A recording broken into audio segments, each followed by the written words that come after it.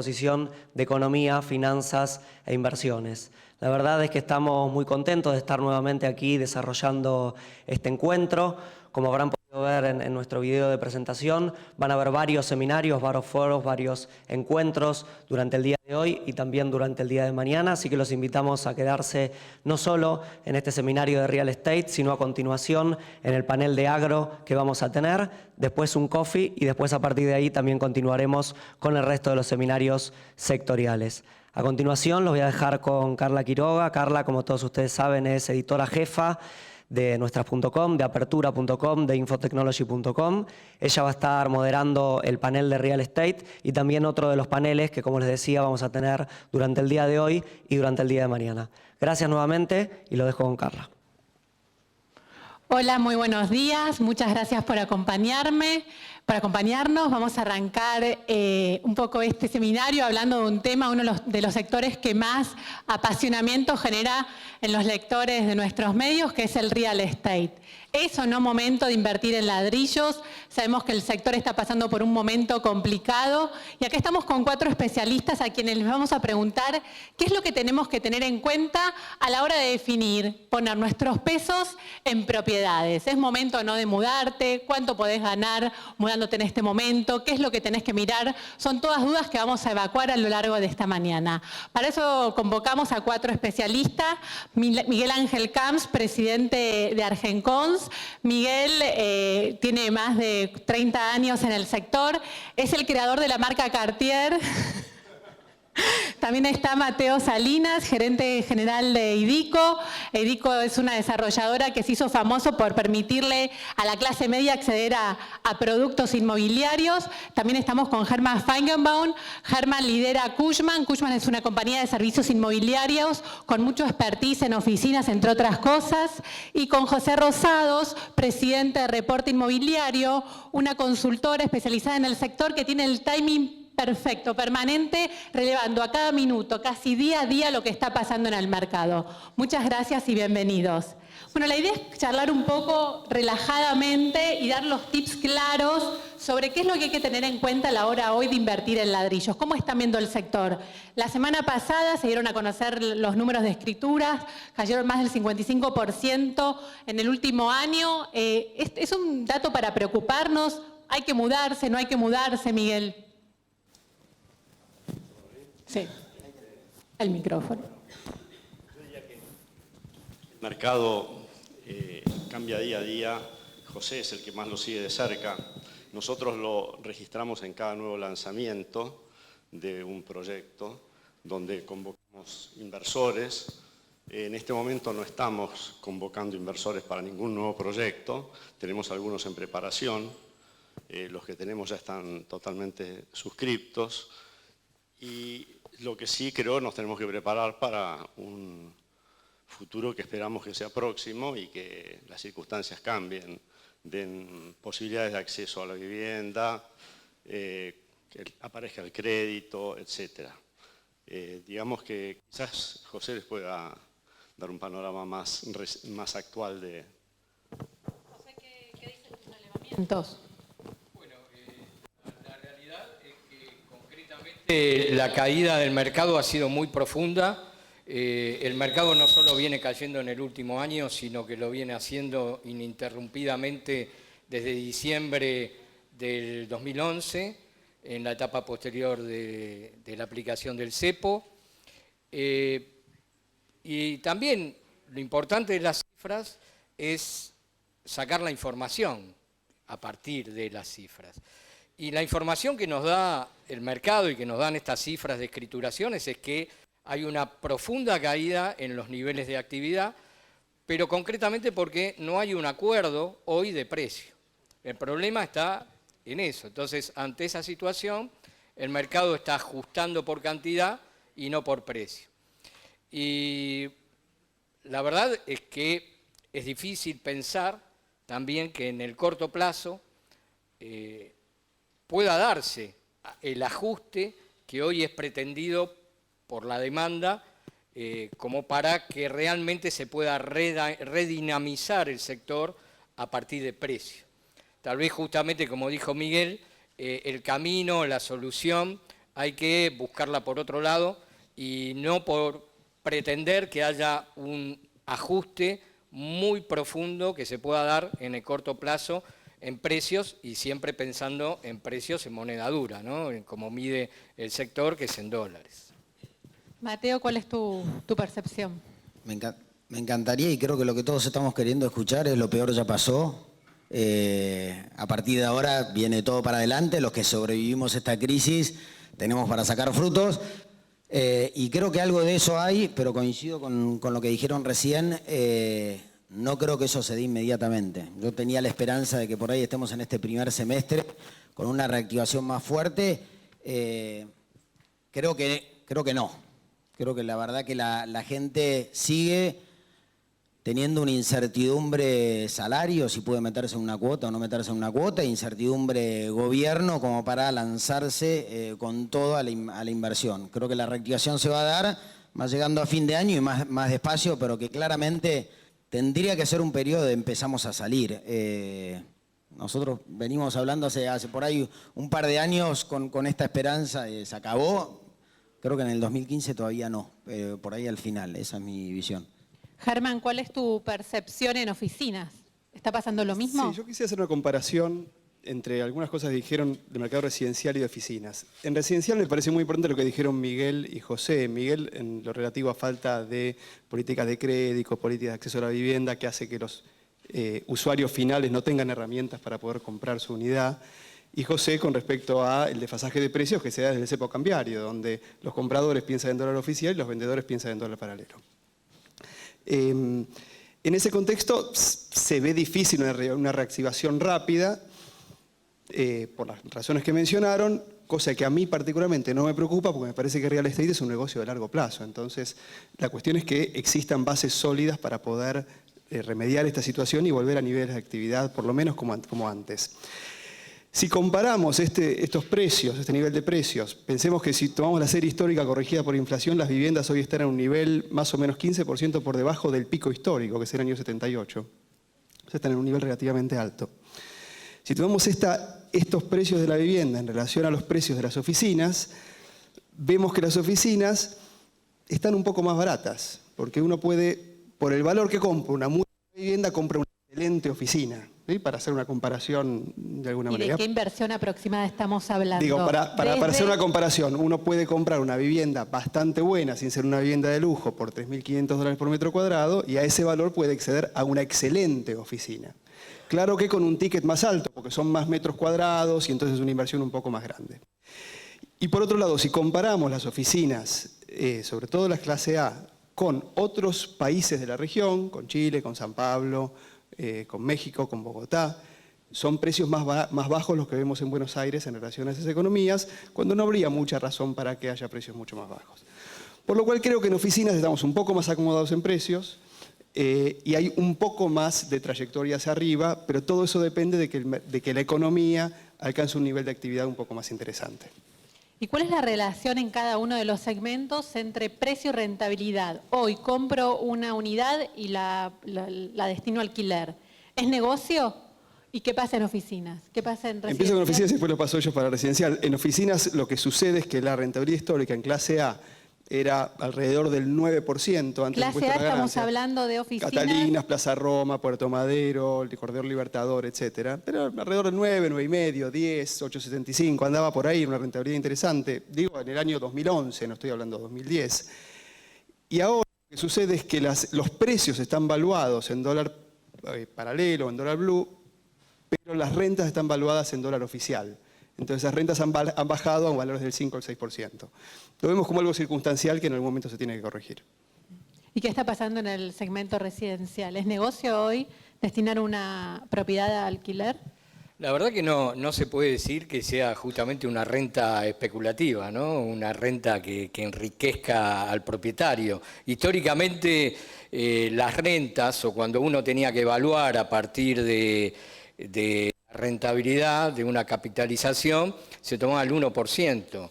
Hoy estamos en un 1% mensual, lo que representaba un 12% o un 10% como piso para rentabilidad. Eso históricamente, década del 80, parte de la década del 90 y demás.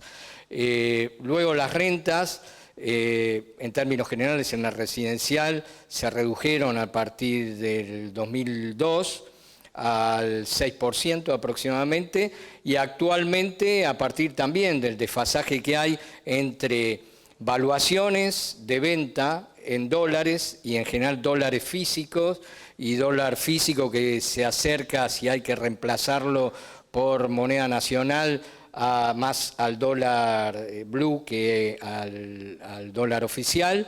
Y por otro lado, las rentas o alquileres que se actualizan más teniendo en cuenta el salario. Entonces ahí se generó un nuevo desfasaje, y actualmente las rentas, que son rentas brutas, no rentas netas, están en términos generales en el 4%. Si uno saca una rentabilidad neta haciendo un flujo de fondos, con periodos de vacancias, con gastos de mantenimiento y demás, la renta se reduce, la renta neta, a aproximadamente un 2%. O sea que de ningún modo es, digamos, el atractivo de la inversión inmobiliaria hoy no está puesto obviamente en obtener una alta rentabilidad, sino a partir de otras cuestiones que tienen que ver con el resguardo de valor, y ahí también me apoyo un poco en lo que dijo Herman, que el negocio inmobiliario es un negocio que realmente hay que pensarlo en el largo plazo. Miguel, y ustedes como especialistas en fideicomisos al costo tienen un segmento de clientes centralizado en inversores. ¿Qué hacen cuando compran la propiedad? ¿Se la quedan, la alquilan, la revenden? ¿Qué es lo que está pasando hoy? Bueno, hay mucha gente volcada al alquilar, o sea que necesariamente tiene que alquilar para vivir, pues las posibilidades de compra están reducidas, como hablábamos antes, por la falta de crédito. Entonces, si bien los valores son bajos, los alquileres se hacen bastante rápido, o sea, no hay unidades ociosas. Creo que en oficinas eso es más grave. En vivienda, casi todo lo que se hace y todo lo que está hecho está alquilado, si bien a rentas bajas. O sea, la demanda existe. Nosotros apuntamos al resguardo de valor y a la valorización de la propiedad a través de nuestros fideicomisos, porque nuestra marca es prestigiosa y siempre tiene un plus de valorización que la gente valora, y es el motivo por el cual se siguen colocando y vendiendo. O sea, el que invierte inmobiliariamente tiene que tener siempre en la mira todos los aspectos, el resguardo de valor y la rentabilidad, y el largo plazo, no solamente el corto plazo, y de ahí sacar cada uno sus propias conclusiones de sus necesidades y sus conveniencias. Mateo, y en el caso de ustedes con productos focalizados en la clase media, seguramente hoy con menos líquida para destinar sus ahorros a propiedades, ¿cómo están sobrellevando esta crisis? ¿Cómo lo están manejando? ¿Cuál es la estrategia? Efectivamente, como varios dijeron, en el tema de loteos, que es nuestro expertise más grande, lo que se dio fue cambiar la rotación. La gente entraba y salía más rápido, no propio de un negocio inmobiliario. Entonces, había una rotación de inversión que se daba muy rápido, 1 o 2 años, entraba y salía el inversor, y esa rotación es lo que se frenó.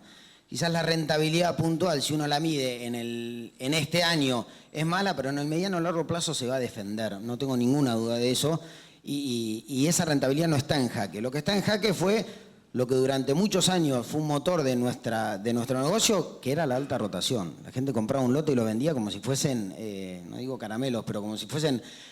Iba rápida esa rotación, y eso fue lo que se frenó. Quizás lo que está impactando más fuerte es, al no haber una rotación más rápida, hay una estacionalidad y la gente lo piensa doble antes de invertir y atarse a una cuota por 4 años. Antes esa rotación era más fácil, entraban y salían.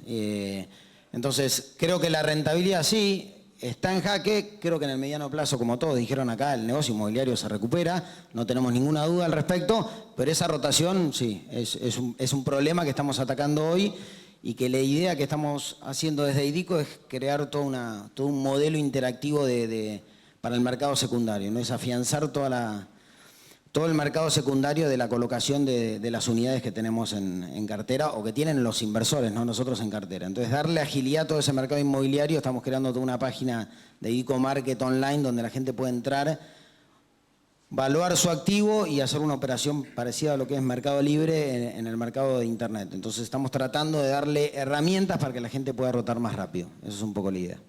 Germán, Miguel ponía sobre la mesa el tema de vacancia en oficinas. ¿Qué es lo que está pasando hoy? Hasta hace unos meses las compañías con la imposibilidad de girar sus ganancias al exterior compraban pisos de oficinas. Hoy, ¿qué es lo que está pasando? ¿Cómo está el mercado?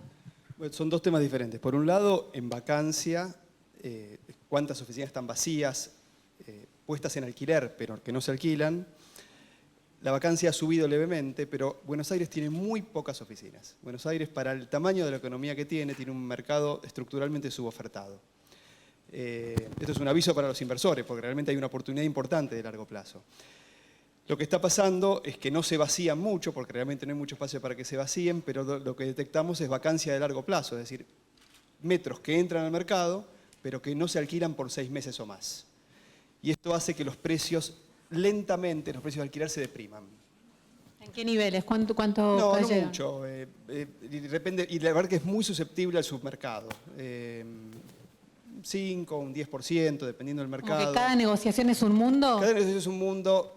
La cuestión no es cada negociación en sí misma, sino cómo cada negociación impacta en las rentas del resto del mercado. Porque en la medida en que la vacancia a largo plazo se extiende, eso deprime no el precio de esa propiedad para alquiler, sino el de otras también. El otro aspecto, también tomo lo que mencionaba Miguel, con respecto a demanda residencial y acceso al crédito. O sea, hay toda una demanda de los inversores, tanto en oficinas como en residencial, pero hay una demanda de los usuarios. En residencial hay un montón de factores como acceso al crédito que impactan. En oficinas hay mucho que tiene que ver con el nivel de actividad de las oficinas y con las inversiones de las empresas en su propio negocio. Y lo que nos encontramos en los últimos años es un efecto, en cierto sentido, negativo, en tanto que las empresas no encontraban aplicación de fondos para la caja que tenían en su propio negocio y no podían realizar giros al exterior. Fue una tendencia muy fuerte durante el 2013 y el 2014, se hicieron algunas operaciones muy grandes al respecto. Este año lo vemos un poco menguada, quizá porque las empresas no tienen tantos pesos guardados, pero revirtió o cambió el mix de transacciones en el mercado. Antes había muchas transacciones de alquiler y algunas pocas transacciones de compra, y hoy hay más transacciones de compra y los precios han subido un poco. ¿Compran y se instalan o compran y alquilan?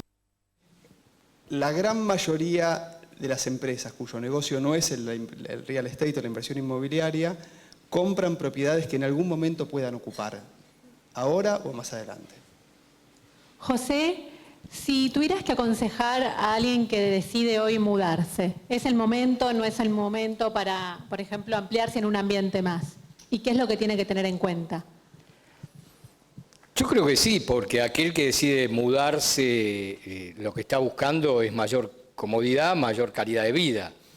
Ante eso yo creo que a que busca mejor calidad de vida no tiene que resignarla, no tiene que esperar.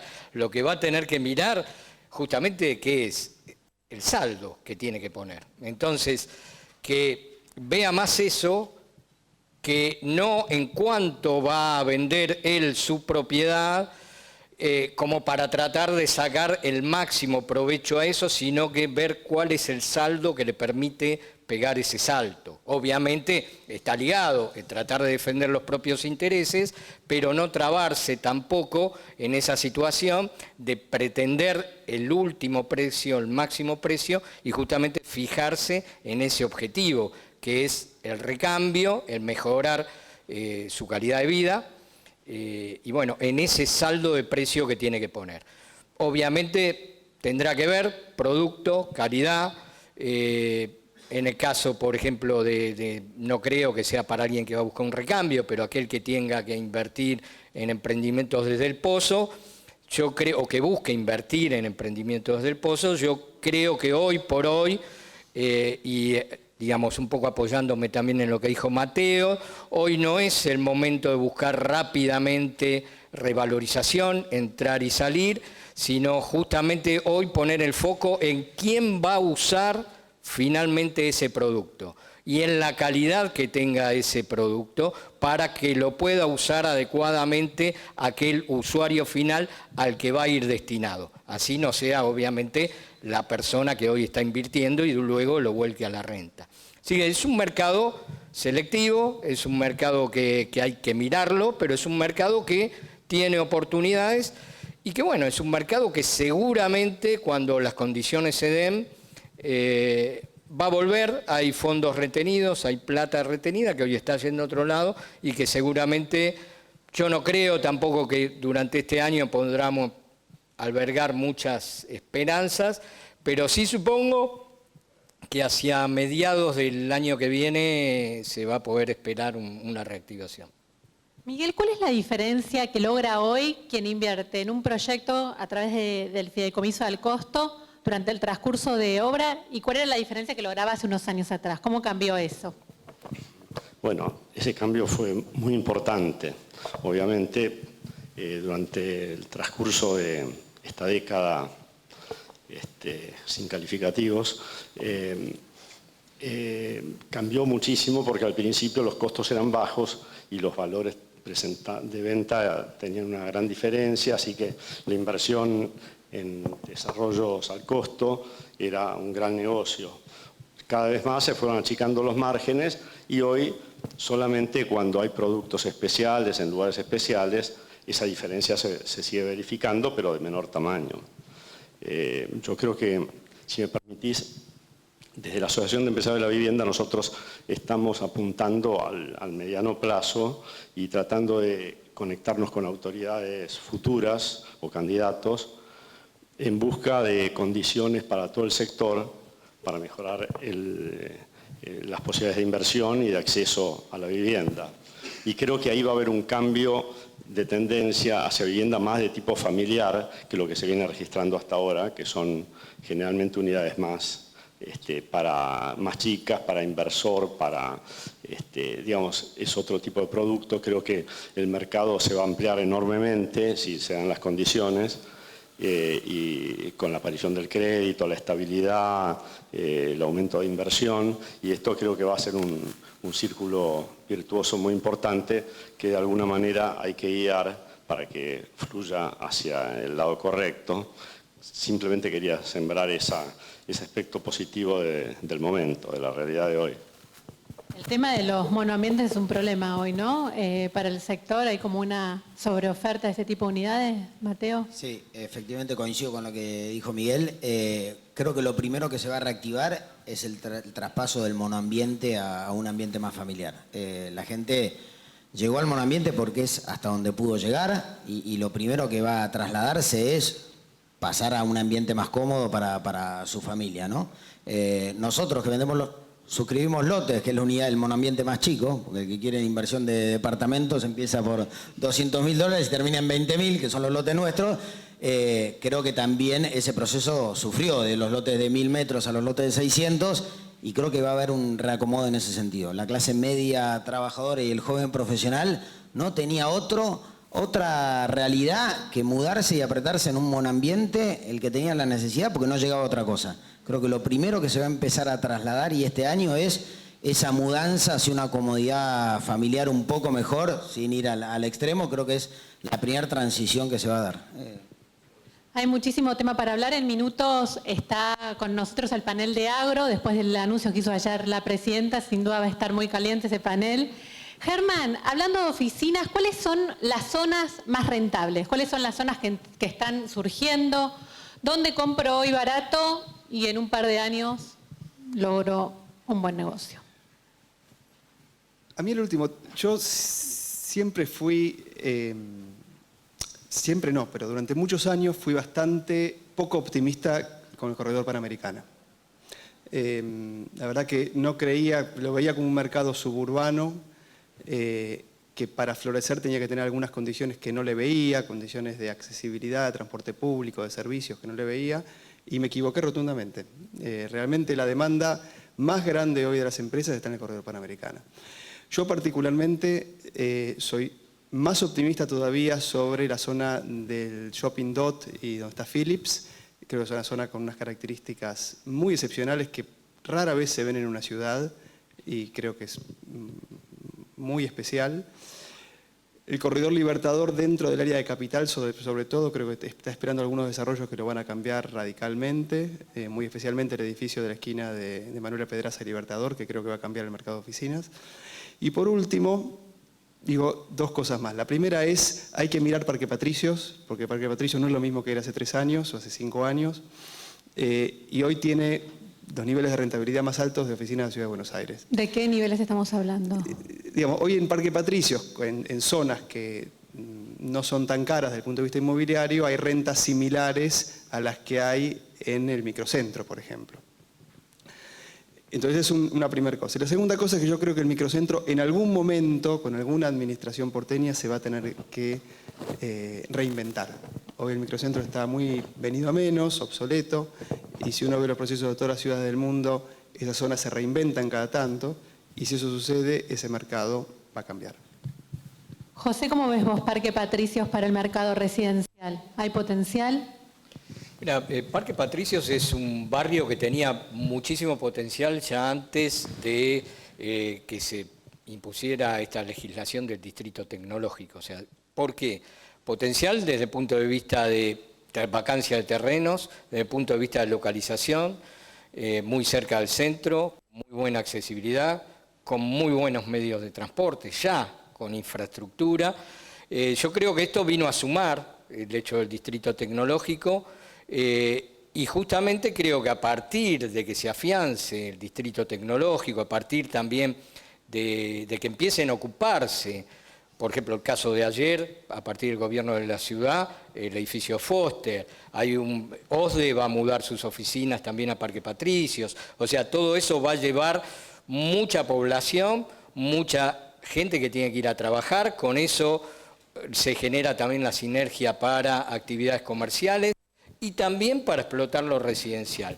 Lo cierto, lo concreto es que cuando nosotros empezamos a hablar de Parque Patricio como, digamos, su potencial, hace más, yo te diría 10 años más o menos, o 7 u 8 años, los desarrolladores se asustaban de Parque Patricios. Esa es la realidad, porque depende de qué calles se recorran, el panorama no es el mejor. Pero yo creo que hoy ya pueden ir, caminar y ya van a encontrar un cambio y ya van a encontrar, y justamente la visión del desarrollador tiene que ver con eso, ver más allá de la realidad actual. ¿Y cuál es la diferencia de precio? ¿Cuánto me sale el metro cuadrado en Parque Patricios versus Recoleta versus tal vez un Caballito, Almagro? ¿Cuál es la relación? El metro cuadrado de tierra de incidencia es sensiblemente inferior, está un 50% o mínimo. Depende obviamente de qué localización puntual. Hoy ya nadie tampoco regala nada, esa también es otra realidad. No estamos dentro de un mercado de pichinchas ni de ofertas, nadie regala nada, pero digamos, hay mucho potencial para hacer negocios y por otro lado, desde el punto de vista de lo que tiene que ver con oficinas, está la demanda. O sea, para la demanda, que son las empresas TICs, es una ventaja realmente localizarse por las exenciones impositivas. Y también esas empresas TICs, no hay que olvidar que son empresas que tienen muy buena rentabilidad y que muchas de ellas también estarían dispuestas a invertir. Miguel, ¿cómo te animaste a invertir en la avenida Garay al 400 a desarrollar un proyecto Cartier? Esto tiene que ver un poco con verla antes que nadie. Hace 3, 4 años hiciste un proyecto de mucha inversión en esa zona. ¿Y cómo funcionó? Bueno, funciona muy bien porque es una zona que tiene un punto que tiene una gran conectividad y nos encontramos con gente que trabaja con Ezeiza o con el puerto o con San Telmo o obviamente con el centro de la ciudad. A todos les viene bien, tiene una gran demanda. Las rentabilidades ahí de alquiler son más elevadas que, digamos, por lo menos en algunos lugares de Las Cañitas incluso. Así que ha sido un gran éxito. El punto S, no hay nada comparable a ese Cartier en la zona. Se está empezando a hacer bastante otros proyectos, pero de menor prestación, digamos, en general. Ahora, tiene que ver con esto, como hablaba José, hay que verla, jugarse y los resultados confiar en que van a aparecer si uno tuvo una buena análisis previo. Hablamos de nuevas zonas. Muchas veces sucede que cuando nosotros empezamos acá a plantear temas de nuevas zonas, los mismos propietarios de los terrenos aumentan el precio de las tierras antes del desarrollo propio de la zona. Esto es un problema, esto retrasa la expansión inmobiliaria en la zona. ¿Cómo lo ven?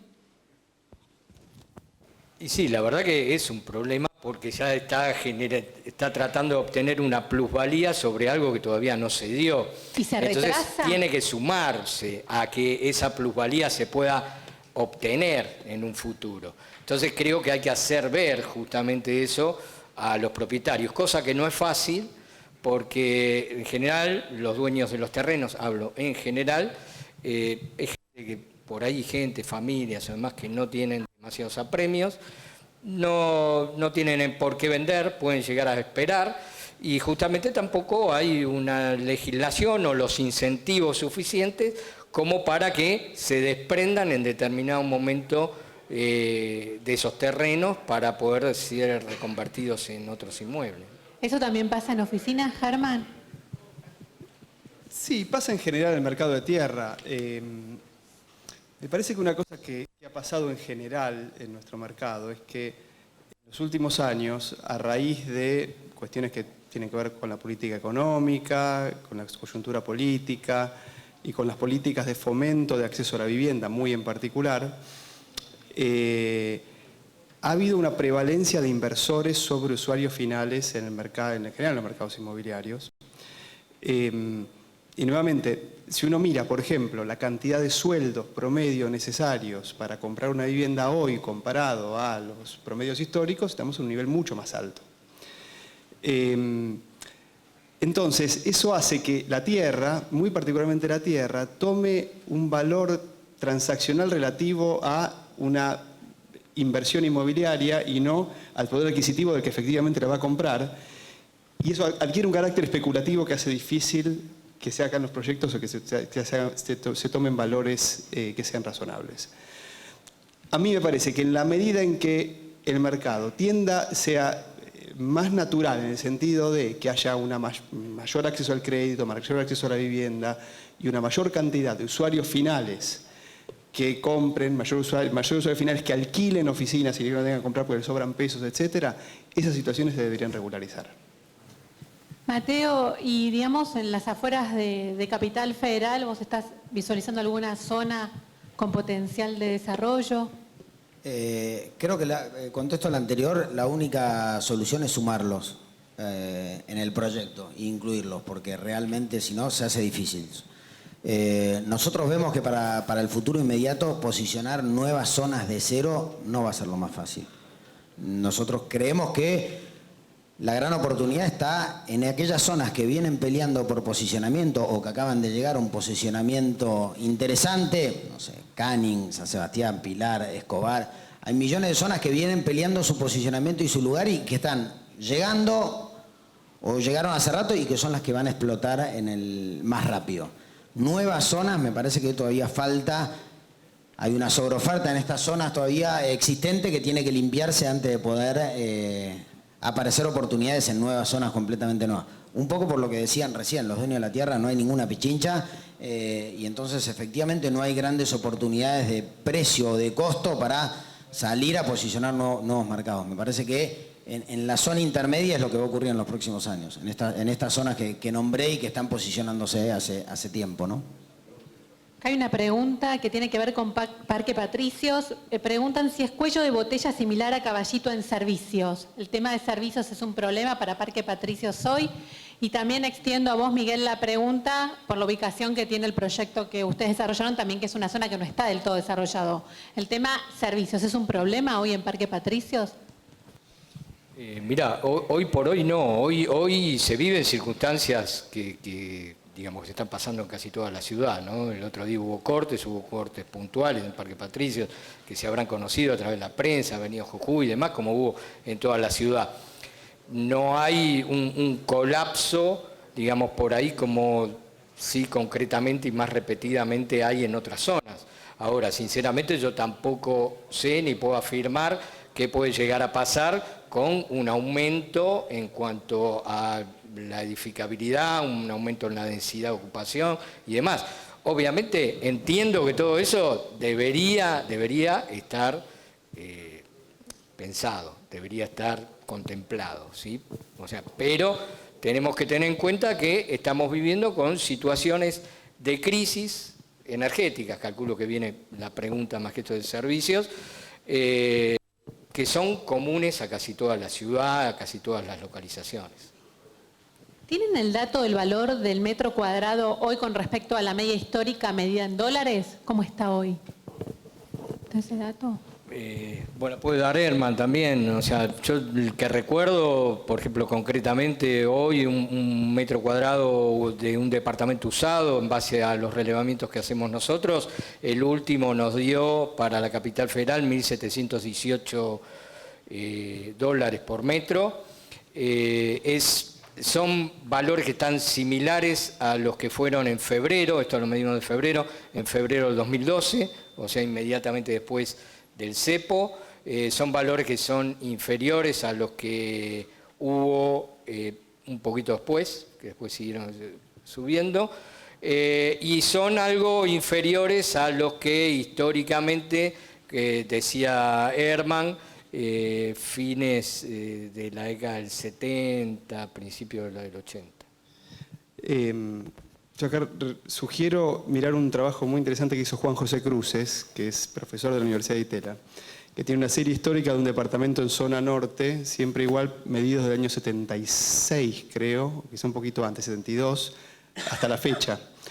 El pico histórico está en el año 78, con valores actualizados al día de hoy en dólares de un poquito más de $4.000, y él releva que los valores de hoy están más o menos un 15% por debajo de ese pico histórico, pero por encima de la gran mayoría de la serie histórica, por encima del promedio de la década del 90, por encima del promedio de la década del 2000, con alguna baja registrada a partir de la instalación del cepo cambiario.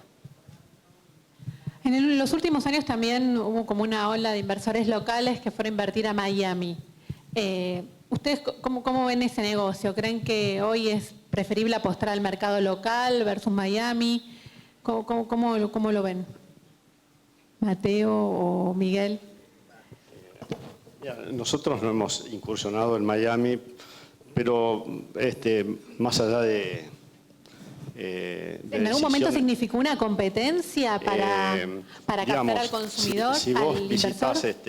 Expo Real Estate el año pasado, te encontrabas con que la mayoría de los stands vendían Miami, ¿no? O Paraguay también. Paraguay. O sea, se trata de seducir a los pocos inversores que andan dando vuelta con alguna novedad. Tienen sus luces y sus sombras esos temas. No podemos generalizar. Hay gente que hace muy buenos negocios y otra gente que no.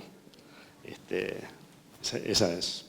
Creo que para la clase media trabajadora en la cual de alguna manera se focaliza IDICO, Miami hicimos un solo proyecto, pero fue específicamente muy puntual, hace 3, 4 años. ¿Y cómo funcionó? Efectivamente, y fue en aquel momento una gran oportunidad, pero de vuelta, no es la masa de clientes a la cual nosotros nos dedicamos, con lo cual efectivamente fue una oportunidad que tuvimos, suscribimos una realidad de un hotel que viene funcionando bien como una oportunidad única. Nuestra visión está más pensando acá y creo que hay más oportunidades en el mercado local, de vuelta, teniendo en cuenta el 3, 4 años del negocio inmobiliario que Miami, hoy por hoy. Un poco lo que hizo esta crisis fue depurar, ¿no? Profesionalizó el mercado inmobiliario. Ese fue uno de los principales fenómenos, ¿no? Mira, yo creo que como toda crisis siempre hay cosas positivas. Desde luego las crisis siempre son oportunidades y en ese sentido yo creo que lo que hizo concretamente es reducir la oferta. Esta reducción de metros que se incorporan para construir, de nuevos proyectos y demás, me parece que en cierto sentido hay que tomarlo como un dato, si se quiere, positivo, porque estábamos, un poco que se habló acá, monoambientizando Buenos Aires. O sea, todo era tratar de reducir cada vez más el metraje, reducir cada vez más la calidad, a partir de querer reducir el ticket final y con eso la cuota que digamos que se tenía que pagar y que así ingresara más gente al circuito. Me parece que en el largo plazo eso no es la mejor inversión, porque también al bajar la calidad envejece más rápido, genera costos de mantenimiento adicionales y en el mediano y largo plazo, que es cuando hay que ver la inversión inmobiliaria, no va a tener tanta revalorización y no va a defender tan bien el valor como aquel producto que es de calidad y que mira un poquito más lo que yo te decía y que siempre recalco, el usuario final, el que tiene que vivir adentro, que viva en condiciones adecuadas, de acuerdo a las dimensiones humanas de nuestro cuerpo y de lo que socialmente necesitamos también como espacios de guardado y demás. Así que en cierto sentido fue positivo. Germán, en oficinas nos pasó esa, la precarización de las unidades. No es un mercado que convalide eso. En parte sí, no la precarización en el sentido de la baja de calidad, porque la baja de calidad es castigada muy, muy dramáticamente, pero sí en términos de hacer edificios de oficinas de unidades chicas, con prestaciones para los requerimientos de gente que necesita unidades chicas, en zonas que se prestaban para proyectos de mayor calidad. Y la verdad es que hubo durante bastantes años un influjo en el mercado muy grande de unidades de 100 metros, 150 metros, 200 metros, que creo que están en su mayoría alquilados, pero a rentas muy bajas. Es decir, creo que es un producto que con el tiempo va a sufrir porque no tienen inquilinos que estén dispuestos a pagar rentas que guarden una buena relación con el precio al cual fueron adquiridas. Bueno, Miguel, Mateo, Germán y José, muchísimas gracias por habernos acompañado. A modo de conclusión, lo que se puede decir es que el ladrillo siempre queda, es una inversión a largo plazo. Quien sabe esperar lo gana. Hay momentos para entrar y también para esperar. Creo que este es un momento para esperar, para ver cómo evoluciona la demanda ante un 2016 que todos esperemos que sea más alentador en todos los sectores en general. Muchísimas gracias por compartir sus experiencias. Los invitamos a seguir con nosotros en el próximo panel de Agro. Un sector que sin duda hoy tiene mucha tela por cortar tras el anuncio ayer de Cristina de un fondo de estímulo a los pequeños sí, se me mezclaron los sectores, agricultores, quienes que cosechan hasta 700 toneladas al año. Muchísimas gracias.